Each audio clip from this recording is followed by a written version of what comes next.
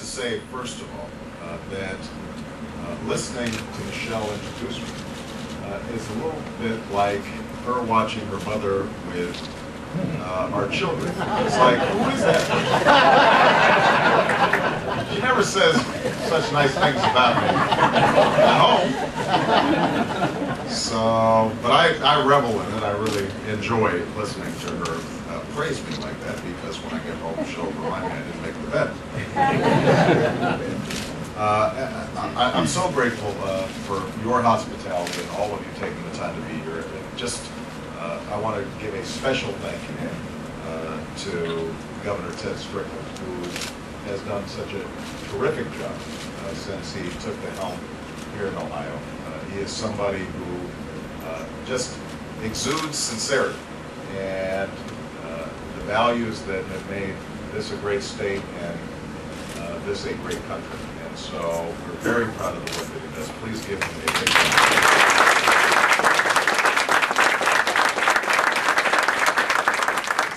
I want to thank Oak Leaf Village for hosting us. It's a wonderful facility and an example of the kinds of facilities that should be available all across the country.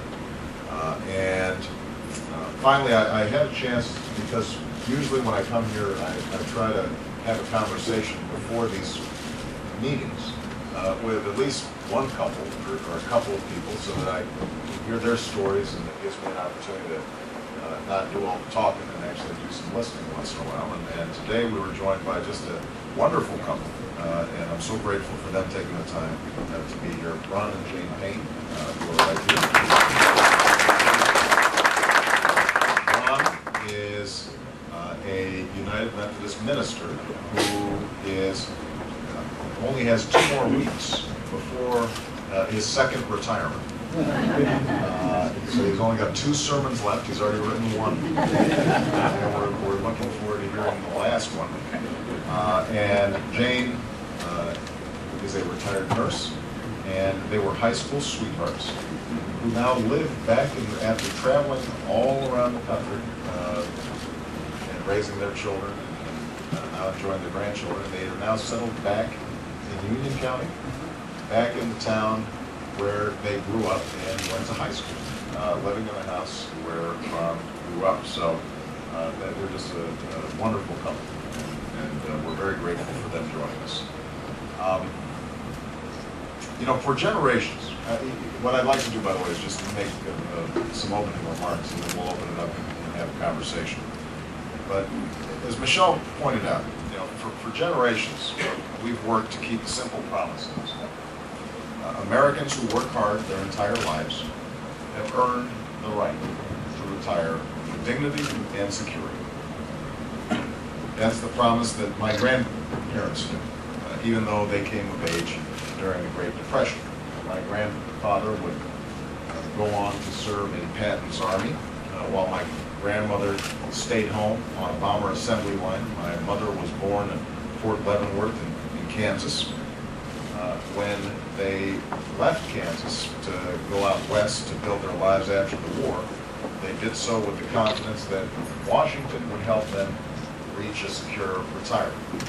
That was the promise that FDR made, and it was the promise that Washington kept for decades, while folks like my grandparents moved through the ups and downs of life in America's middle class. But today, Washington is not working to preserve this fundamental part of the American dream.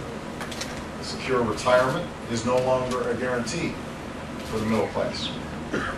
All of us know that it's harder to save and it's harder to retire. You see it in your own children, I suspect, that having the bills paid at the end of the month and still have something left over to save is more difficult. The defined benefit retirement plans that so many people counted on aren't always there. I was just talking to the governor, and he informed me that just this past week he got news of approximately 12,000 jobs that are going to be lost here in Ohio, and these are all union jobs, which means that they all provided a pension. It's one of the few areas in American life where you can still count on a pension as opposed to just a 401k. Those jobs are being lost. If we don't act, the promise of Social Security will grow harder. And that's why I fight every single day to extend the promise of a retirement that's dignified and secure as a United States Senator, and that's why I'm going to fight to make sure that a secure, dignified retirement is there when I'm President of the United States of America. Now, it starts with protecting Social Security today, tomorrow, and forever. The Paynes informed me that about half their current income comes from Social Security. So obviously, they want to make sure that it's there for them, but they've also got 3 wonderful children who they sent through school and are raising their own kids. They want to make sure that Social Security is there for them as well. For millions of Americans, Social Security is the difference between a comfortable retirement and poverty. We have an obligation to secure the future of one of the most successful programs in our history. And that starts with talking straight to the American people about the challenges that lie ahead. Social Security is strong, but as more baby boomers retire, as our population gets older, that means there are going to be more retirees and fewer workers to support the system. The long-term cash flow needs of the Social Security system are going to have to be addressed if we're going to make sure that Social Security is there for future generations. Now, my opponent in this general election, John McCain, his idea on Social Security amounts to 4 more years of what was attempted and failed under George Bush. He said that he supports private accounts for Social Security. In his words, along the lines that President Bush proposed. Yesterday, he tried to deny that he ever took that position, which leaves us to wonder if he had a change of heart or a change of politics. But let me be clear, privatizing Social Security was a bad idea when George Bush proposed it. It's a bad idea today. It would eventually cut guaranteed benefits by up to 50%. It would cost $1 trillion that we don't have to implement on the front end, permanently elevating our national debt. And most of all, it would gamble the retirement plans of millions of Americans on the stock market. I mean, imagine if your Social Security right now was tied up with the Dow Jones. How would you feel when you woke up in the morning and you heard that the Dow had gone down 400 points?